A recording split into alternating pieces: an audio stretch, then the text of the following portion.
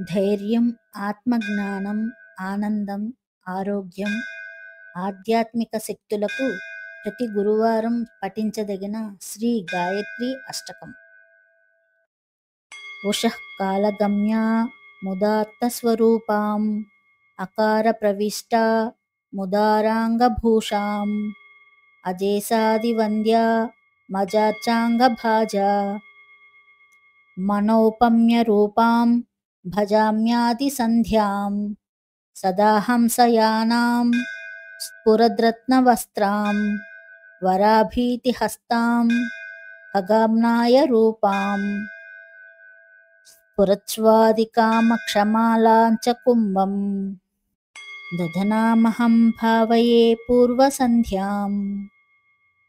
స్ఫురచ్చంద్రకాంతశరచ్చంద్రవక్త్రాం మహాచంద్రకాంతాద్రి పీనస్తనాఢ్యాం త్రిశూలాక్షహస్తాం త్రినేత్రస్య పత్నీం వృషారూఢపాదాం భజే మధ్యసంధ్యాం సదా సామగానం ప్రియాం శ్యామలాంగీం అకారాంతరస్తాం కరోల్లాసిచక్రాం గదాపద్మహస్తాం ధ్వనత్పాంచజన్యాం ఖగేశోపవిష్టాం భజే మాంతసంధ్యాం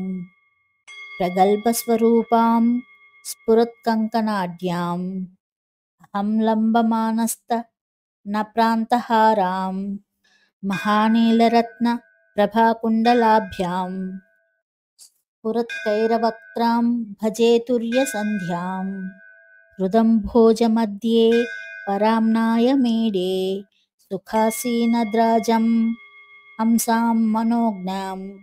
సదా హేమభాసం త్రయీవిద్యమద్యాం భజామస్తు వామో వదామ స్మరామః తదా తత్పదై స్తూయమానాం సవిత్రీం వరేణ్యాం మహాభర్గరూపం త్రినేత్రాం సదా దేవదేవాదిదేవస్య పత్నీం మహంధీ మహిత్యాదిపాదైకజుష్టాం అనాథం దరిద్రం దురాచారయుక్తం శఠం స్థూలబుద్ధిం పరం ధర్మహీనం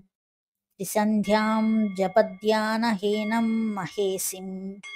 పరం చింతయామి ప్రసీద త్వమేవ ఇతీదం భుజంగం పఠేద్యస్తు భక్త్యా సమాధాయ చిత్తే సదా గాయత్రి మాతా త్రిసంధ్యస్వరూపం త్రిలోకైకవంద్యాం సముక్తో భవేత్సర్వ